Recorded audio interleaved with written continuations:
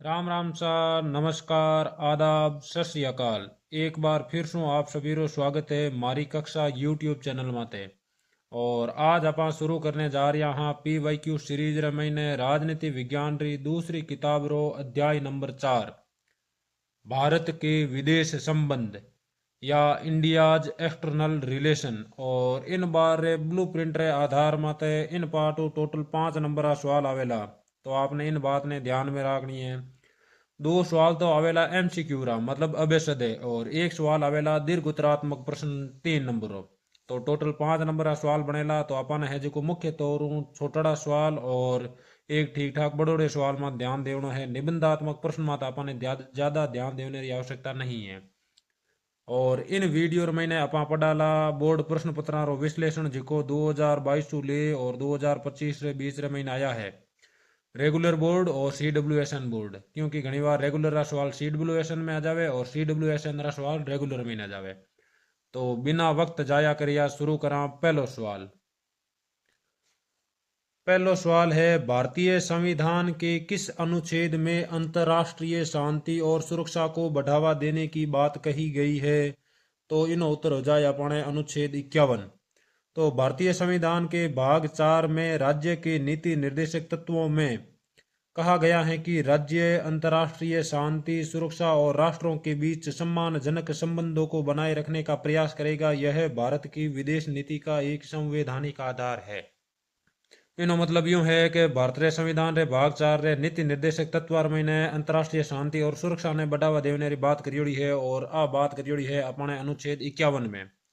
तो बड़ा अगले सवाल में है। अगला सवाल है भारत के प्रथम प्रधानमंत्री और विदेश मंत्री कौन थे। तो भारत के प्रथम प्रधानमंत्री और विदेश मंत्री थे जवाहरलाल नेहरू। तो नेहरू जी है जिको 1946 से 1964 तक भारत रा प्रधानमंत्री भी रिया और भारत रो विदेश मंत्रालय रो प्रभार भी संभालियो। और भारत की विदेश नीति की रूपरेखा तैयार करने में इनका व्यक्तिगत प्रभाव सर्वाधिक था। यानी आजादी के बाद मैंने जी भारतीय विदेश नीति रो निर्धारण यो इन माते सबों ज्यादा प्रभाव दी क्या करे नेहरू जी रो। क्योंकि नेहरू जी है जी को शुरुआत रहे 17 या 18 साल तक भारत रा विदेश मंत्री रिया था। बड़ा अगले प्रश्न माते है। अगलो प्रश्न है गुट निरपेक्ष आंदोलन का पहला सम्मेलन कब और कहां हुआ।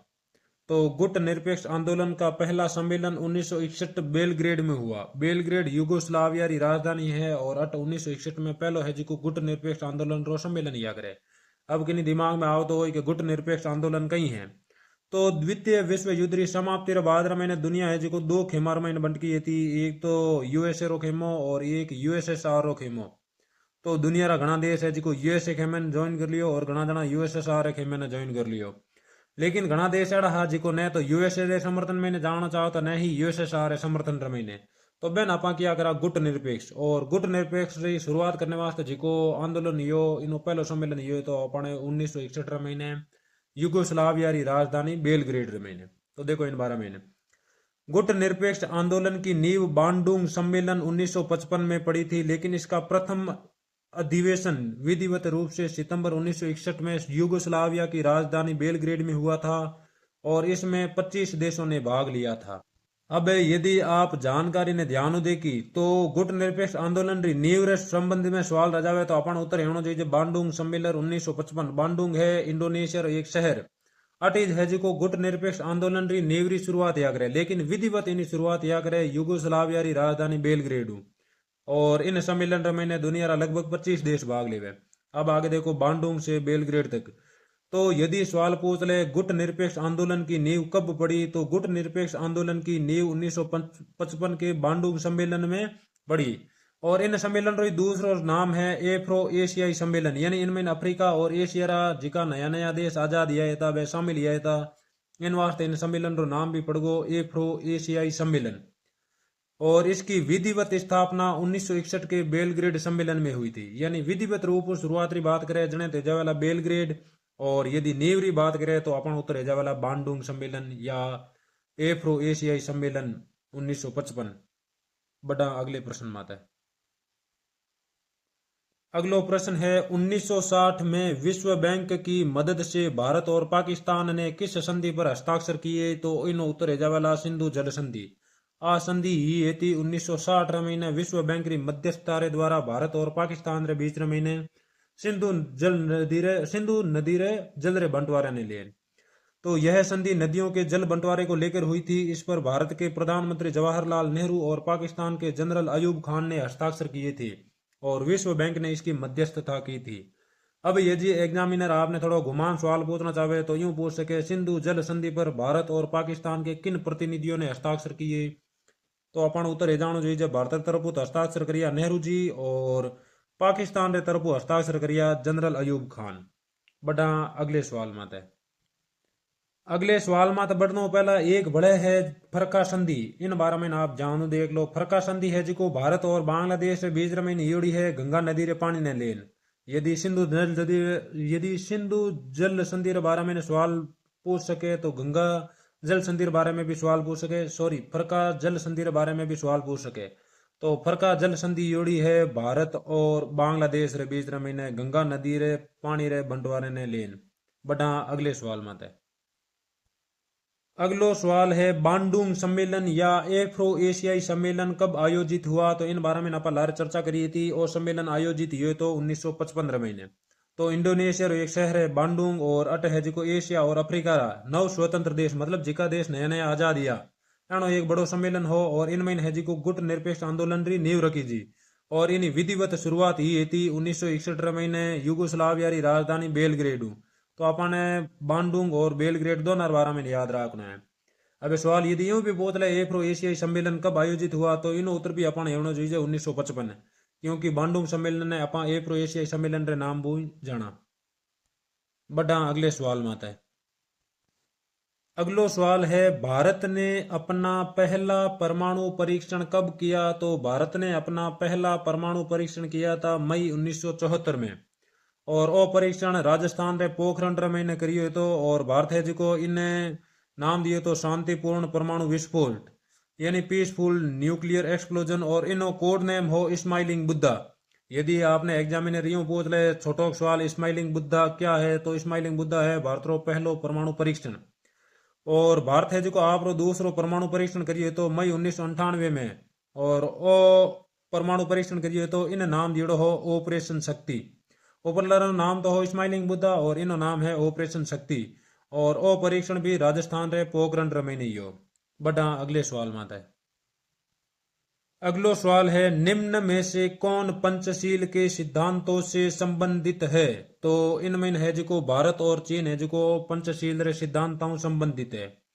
तो 29 अप्रैल 1954 भारत रे प्रधानमंत्री नेहरू जी और चीन रे प्रधानमंत्री चाउ एन लाई रे बीच में है जिको एक पंचशील सिद्धांत री घोषणा ही थी और इन महीने है जिको 5 सिद्धांत दियो रहा और 5 सिद्धांत क्या क्या है बैन 12 में बताया है। एक दूसरे की अखंडता का सम्मान करना, अनाक्रमण, हस्तक्षेप, समानता और शांतिपूर्ण सह अस्तित्व है। और इन्हीं जो समझौते बाद में एक नारो फेमस ये तो हिंदी चीनी भाई भाई और नारो है जो 1962 में चीन गलत साबित कर दिया करे और भारत माते आक्रमण कर दिया करे और भारतीय सेना ने है जो हार रो सामना करना पड़े। तो आपने ध्यान रखना है पंचशील सिद्धांत है जो भारत और चीन रे बीच में या और ए 5 सिद्धांत है एक दूसरे री अखंडता रो सम्मान करनो, अनाक्रमण करनो, हस्तक्षेप, समानता और शांतिपूर्ण सह अस्तित्व है और ये तो 29 अप्रैल 1954 ध्यान रख जो विशेष तौर। बड़ा अगले सवाल में है। अगलो सवाल है बांग्लादेश का निर्माण किस वर्ष हुआ? तो बांग्लादेश का निर्माण हुआ था 1971 में। तो 1971 भारत पाकिस्तान युद्ध रे परिणाम स्वरूप है जो पूर्वी पाकिस्तान अलग है एक नयो देश बन जाए करे जिनो नाम या करे बांग्लादेश। यदि एग्जामिनर सवाल पूछ ले बांग्लादेश का पूर्व में क्या नाम था तो पूर्व में नाम हो जाए पूर्वी पाकिस्तान। पहला है जो पाकिस्तान भारत रे पश्चिम दिशा में भी हो और पूर्व दिशा में भी हो, लेकिन 1971 लड़ाई के बाद में है जो पूर्वी पाकिस्तान है जो अलग है एक नयो देश बन जाए बांग्लादेश। बड़ा अगले सवाल में है। अगलो सवाल है कारगिल संघर्ष किस वर्ष हुआ? तो कारगिल संघर्ष ये तो 1999 महीने मई जून 1999 में भारत और पाकिस्तान के बीच कश्मीर के करगिल सेक्टर में युद्ध हुआ जिसे भारत ने जीत लिया और इन वास्ते जिको ऑपरेशन चलाए तो इन ऑपरेशन रो नाम है ऑपरेशन विजय। अब देखो अपन ने इन किताब में घना ऑपरेशन रे 12 महीने पढ़ लिया। एक तो आप आजादी रे जस्ट बाद में पढ़िए तो ऑपरेशन पोलो जिन महीने है जो हैदराबाद रियासत ने भारत में मिलाई थी उन बाद महीना हमार पढ़िए तो पहलो परमाणु परीक्षण करिए तो उन नाम हो स्माइलिंग बुद्धा। उन बाद में आप एक बड़ पढ़िए तो स्माइलिंग बुद्धा, और उन बाद में आप एक बड़ पढ़िए तो ऑपरेशन शक्ति।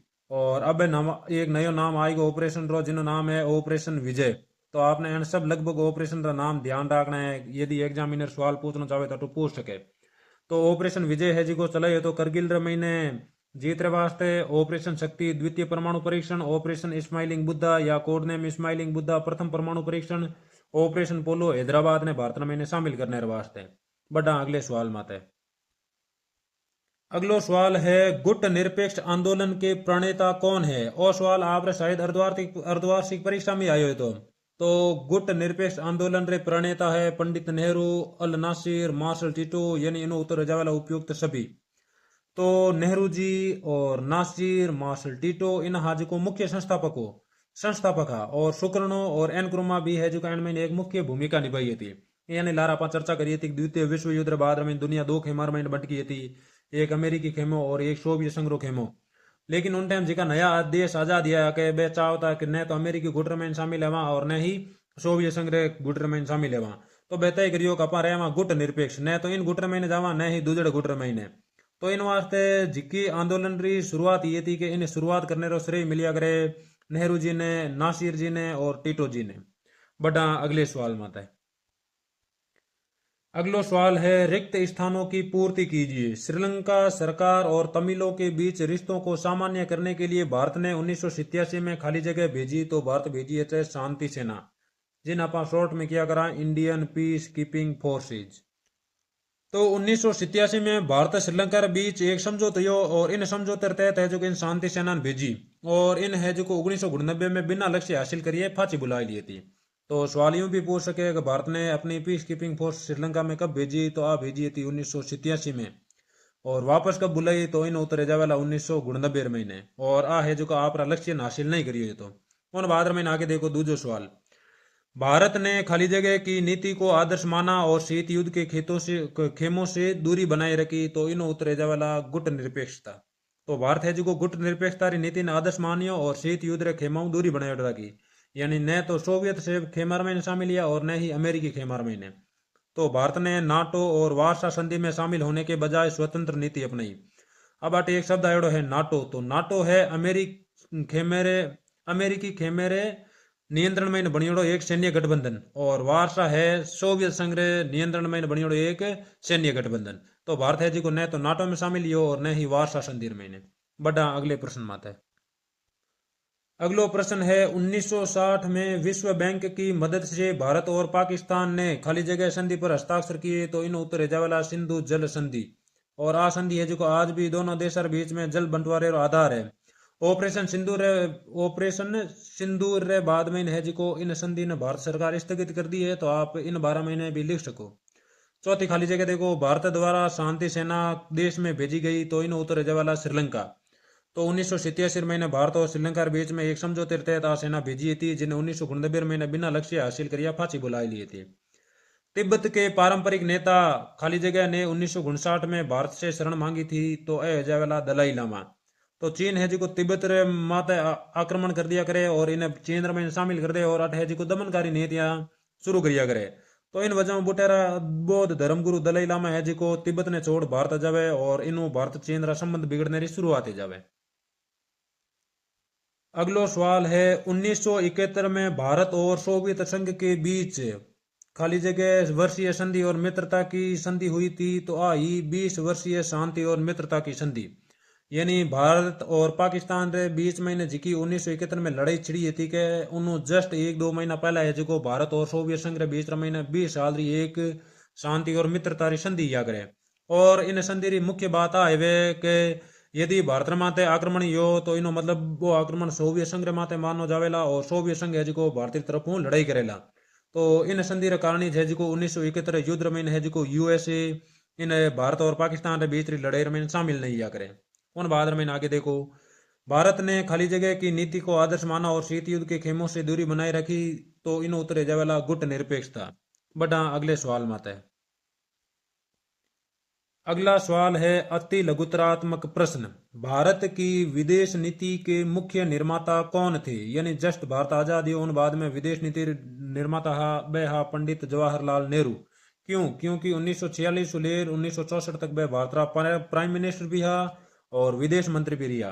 तो इन वास्ते आप कह सका कि भारतीय विदेश नीति का मुख्य निर्माता हा पंडित जवाहरलाल नेहरू। उन बाद में दूसरा सवाल देखो, शिमला समझौता कब और किन के बीच में हुआ? तो शिमला समझौता यो है तो 3 जुलाई 1972 रो भारतीय प्रधानमंत्री इंदिरा गांधी और पाकिस्तान रे जुल्फिकार अली भुट्टो रे बीच रमईने। और वो समझौता है जिको 1971 युद्ध रे बाद रमईने यो है तो, यानी 1971 युद्ध रे महीने भारत और पाक रे युद्ध रे महीने पाकिस्तान की करारी हार या करे और पाकिस्तान रा 93,000 सैनिका ने भारतीय सेना समर्पण करने वास्ते मजबूर कर दे। तो एने सैनिका ने छोड़ने वास्ते और जिका क्षेत्र में भारत कब्जो करियो है बैन छुड़ाने वास्ते आ संधि ये थी, जिन संधि रो नाम है शिमला समझौता। और आ संधि ये थी 3 जुलाई 1972 महीने भारतीय इंदिरा गांधी और पाकिस्तान रे जुल्फिकार अली भुट्टो रे बीच रे महीने। आगे बढ़ो, अगले सवाल, ताशकंद समझौता कब हुआ? तो ताशकंद समझौतो ये तो 1966 महीने और ओ समझौतो ये तो 1965 रे भारत पाक युद्ध रे बाद महीने। और इन समझौते माते साइन करिए था लाल बहादुर शास्त्री और पाकिस्तान रा जनरल अयूब खान। और आज की संधि ही के इन्हीं मध्यस्थता करी थी सोवियत संघ यूएसएसआर। तो सवाल यदि एग्जामिनर पूछना चाहे तो यूं भी पूछ सके, ताशकंद समझौता किस देश की मध्यस्थता में हुआ? तो ताशकंद समझौता सोवियत संघ की मध्यस्थता में हुआ। बड़ा अगले सवाल में है। अगलो सवाल है, 1962 के भारत चीन युद्ध के बाद किस रक्षा मंत्री को इस्तीफा देना पड़ा? तो इन उत्तर है जावेला वीके कृष्ण मेनन।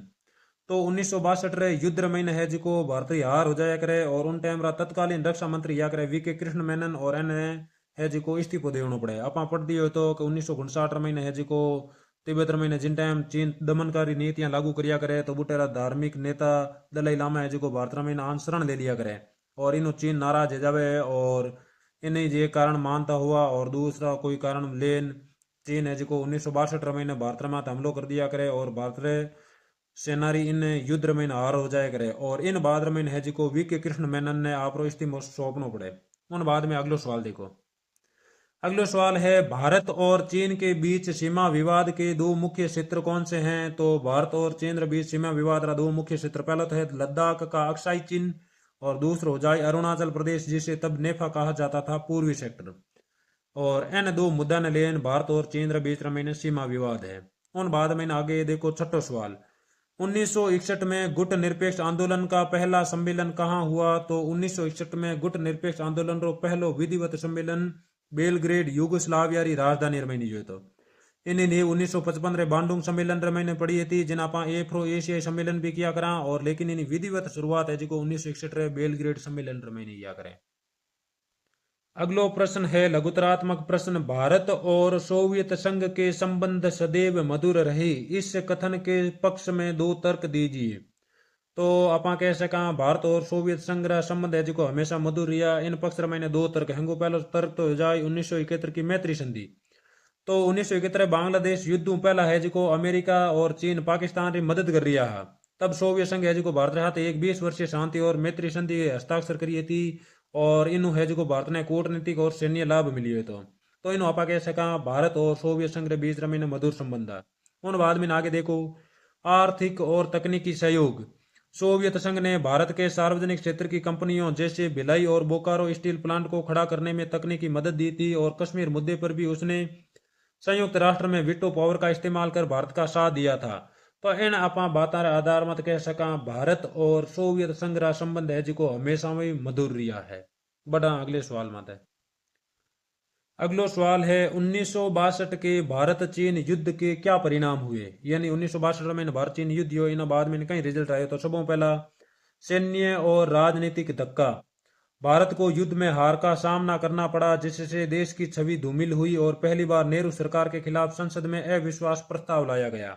उन बाद में दूजो परिणाम यो इस्तीफे, तत्कालीन रक्षा मंत्री वीके कृष्ण मेनन को मंत्रिमंडल छोड़ना पड़ा और कई सैन्य कमांडरों ने इस्तीफा दिया। तीसरा परिणाम यो विदेश नीति में बदलाव, यानी पहला जो भारत है जो आदर्शवादी विदेश नीति माते ध्यान दे तो उन जाके अब है जो यथार्थवादी विदेश नीति में ध्यान देना शुरू करियो। यानी भारत वाला पहला नारो देवता हिंदी चीनी भाई भाई, लेकिन चीन है जो आपरी ब्रदरहुड बताइए तो 1962 युद्ध रमैने तो उन बाद रमैने भारत है जो आपरी विदेश नीति यथार्थवाद रे आधार मत बनाने वास्ते मजबूरी हो। यथार्थ मतलब वास्तविकता रे आधार मत है। और अपनी रक्षा तैयारियों को मजबूत करने के लिए अमेरिका और ब्रिटेन से भी सैन्य मदद मांगने को मजबूर हुआ। उन भाद्र महीने चौथो परिणाम यो कम्युनिस्ट पार्टी में फूट। तो भारतीय महीने भी चीन महीने जी की विचारधारा री पार्टी है कम्युनिस्ट पार्टी बड़ी बड़ी भारत महीने भी एक पार्टी है भारतीय कम्युनिस्ट पार्टी। तो आ 1964 महीने दो भागा महीने टूट जाया करे भारत चीन युद्ध रे परिणाम ने लेन। तो बड़ा अगले सवाल लमाते है। अगलो सवाल है गुट निरपेक्षता की नीति ने भारत का हित साधन कैसे किया बताओ। तो गुट निरपेक्षता री नीति है जो भारत ने है जो स्वतंत्र निर्णय लेने में आसानी रही। भारत किसी भी महाशक्ति के दबाव में आए बिना अपने राष्ट्रीय हितों के अनुसार स्वतंत्र अंतर्राष्ट्रीय फैसले ले सका। वह किसी भी गुट का पिछलगू नहीं बना। यानी भारत ने है जो अमेरिका या सोवियत संघ दबाव में आया बिना आप निर्णय लेने में आजादी मिली। यदि वो अमेरिकी गुट या सोवियत संघ गुट ने शामिल जाओ तो उन्हें या तो अमेरिका दबाव में फैसला लेना पड़ता या सोवियत संघ दबाव में फैसला लेना पड़ता। लेकिन गुट निरपेक्षता री नीति वजह है जो भारत आपका फैसला खुद लेने वास्ते स्वतंत्र ही हो। उन बाद में दूसरा हो जाए शक्ति संतुलन बनाना। तो भारत ने दोनों खेमों से आर्थिक और सैन्य सहायता प्राप्त की। यदि एक महाशक्ति भारत पर दबाव बनाती तो भारत दूसरे की ओर झुक सकता था। इस प्रकार कोई भी महाशक्ति भारत को न तो अपनी जागीर समझ सकती थी और न ही उसकी अनदेखी कर सकती थी। यानी भारत है जी को न तो यूएसए रे खेमे ने ज्वाइन करियो और न ही यूएसएसआर रे खेमे ने ज्वाइन करियो। तो भारत है जी को घनी बार यूएसए कड़ू भी सैन्य मदद मांगी थी और घनी बार यूएसएसआर कड़ू भी मांगी। यदि यूएसए से दबाव डालते तो भारत यूएसएसआर दिखने झुक जाओ तो और यूएसएसआर दबाव डालते तो यूएसए दिखने झुक जाओ तो इन दोनों देश समझ लिया कि भारत है जी को दबाव रे रणनीति तहत काम नहीं करे और इन वास्ते दोनों देश है जी को भारत कभी भी अनदेखी नहीं करी। बड़ा अगले सवाल माते है। अगलो सवाल है भारत की परमाणु नीति के प्रमुख बिंदुओं की विवेचना कीजिए। तो भारत रे परमाणु नीति का प्रमुख बिंदु है शांतिपूर्ण उद्देश्य। भारत ने हमेशा कहा है कि उसका परमाणु कार्यक्रम ऊर्जा उत्पादन और विकास के लिए है। उन बाद में ने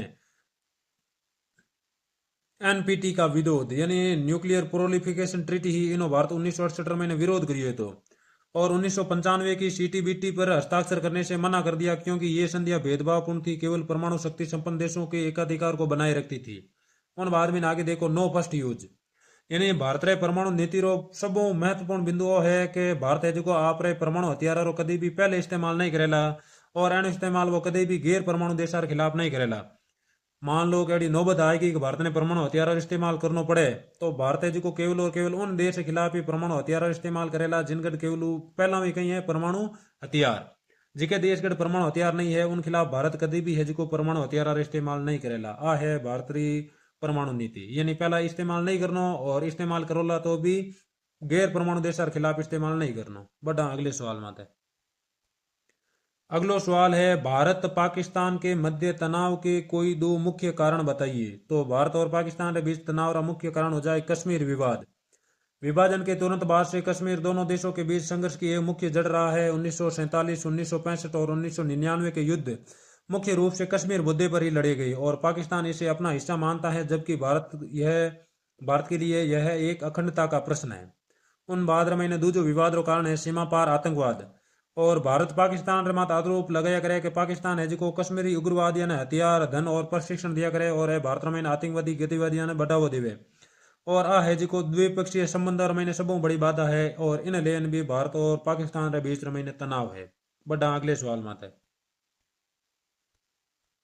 अगलो सवाल है करगिल संघर्ष 1999 पर टिप्पणी लिखिए। तो 1999 की गर्मियों में पाकिस्तानी सेना और मुजाहिदीनियों ने भारतीय नियंत्रण रेखा को पार कर लिया और करगिल के द्रास मास्कोह और बतालिक सेक्टरों की चोटियों पर कब्जा कर लिया और भारतीय सेना ने जवाब में ऑपरेशन विजय चलाया और यह संघर्ष मई से जुलाई 1999 तक चला। अंततः भारत ने अपनी खोई हुई चोटियों पर पुनः कब्जा कर लिया और इस युद्ध ने पाकिस्तान में राजनीतिक अस्थिरता पैदा की और जिसके बाद जनरल परवेज मुशर्रफ ने तख्ता पलट कर दिया और उस समय के तत्कालीन प्रधानमंत्री नवाज शरीफ को अपने पद से हटा दिया। नवाज शरीफ नाम ध्यान रख लीजिए। आगे बढ़ा अगले सवाल में है। अगलो सवाल है निबंधात्मक प्रश्न और इन बार निबंधात्मक प्रश्न नहीं आने वालो है फिर भी यदि इन महीने कोई छोटो सवाल बनाने पूछ ले तो इन वास्ते अपन सवाल की चर्चा करा।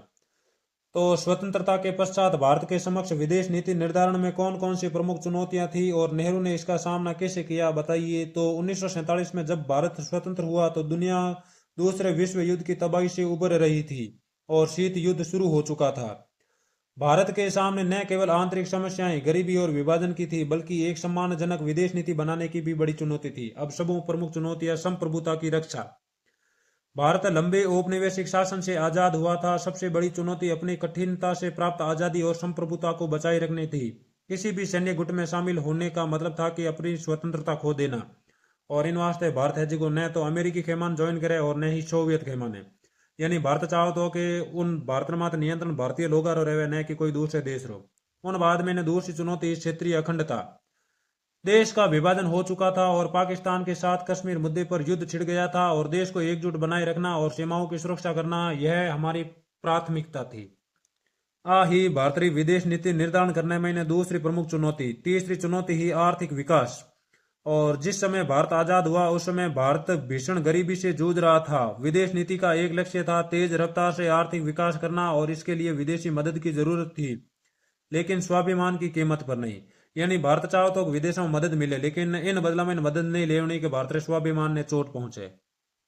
आगे नेहरू की भूमिका और गुट निरपेक्षता। जवाहरलाल नेहरू जो भारत के प्रधानमंत्री और विदेश मंत्री दोनों थे, ने इन चुनौतियों का सामना गुट निरपेक्षता की नीति से किया। यानी भारत है जी को कोई भी गुट ने ज्वाइन नहीं करियो। नेहरू ने अमेरिका और सोवियत संघ दोनों गुटों से दूरी बनाई और उन्होंने कहा कि हम किसी के पक्षलघु नहीं बनेंगे, और इससे भारत एक स्वतंत्र देश के रूप में फैसले ले सका। उन बाद में आगे देखो शांतिपूर्ण सह अस्तित्व। नेहरू ने चीन के साथ पंचशील के सिद्धांतों के माध्यम से शांतिपूर्ण संबंध बनाने की कोशिश की। उन बाद में एफ्रो एशियाई एकता। नेहरू ने एशिया और अफ्रीका के 9 स्वतंत्र देशों को एकजुट किया। बांडुंग सम्मेलन 1955, ताकि वे महाशक्तियों का दबाव में मिलकर सामना कर सके। निष्कर्ष, नेहरू की विदेश नीति ने भारत को एक विश्व मंच पर एक नैतिक शक्ति के रूप में स्थापित किया। यद्यपि 1962 में चीन से मिली हार एक झटका थी, लेकिन गुट निरपेक्षता की नीति ने भारत की संप्रभुता और स्वतंत्रता की पहचान को सुरक्षित रखा।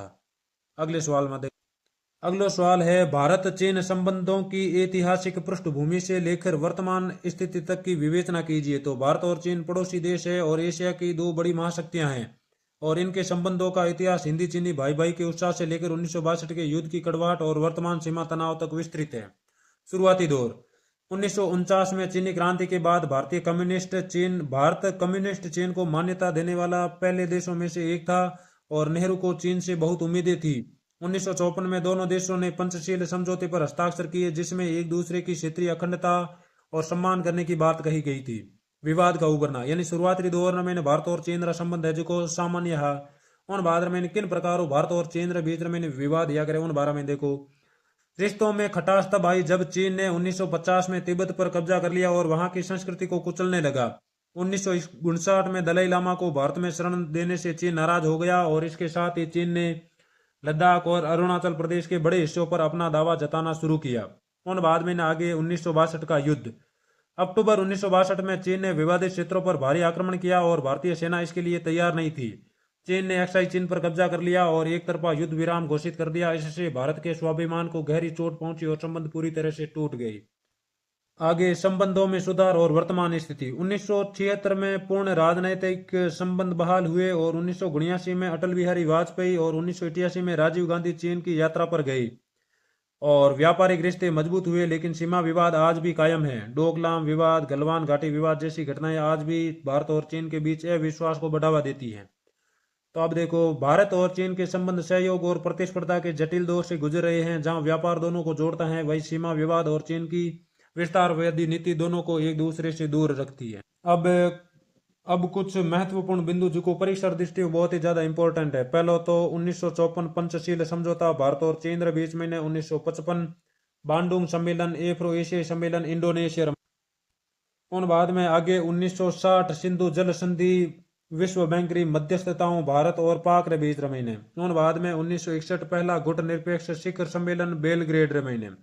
1962 भारत चीन युद्ध, 1965 भारत पाक युद्ध, कच्छ और कश्मीर रमीने हरू युद्ध। तो 1967 ताशकंद समझौता, यानी 1965 बाद में दोनों देशों बीच में युद्ध रोकने वास्ते ताशकंद समझौता। उन बाद में 1971 भारत सोवियत मैत्री संधि, और बाद में इन साल बांग्लादेश युद्ध। 1972 शिमला समझौता इंदिरा गांधी और भुट्टो रे बीच रमीने। 1974 पहला परमाणु परीक्षण पोखरण 1। 1999 करगिल युद्ध। यह है अपना महत्वपूर्ण बिंदु और इन्हीं हाथे और पाठ है पूरो। जल्द ही मिला अगले वीडियो में। धन्यवाद।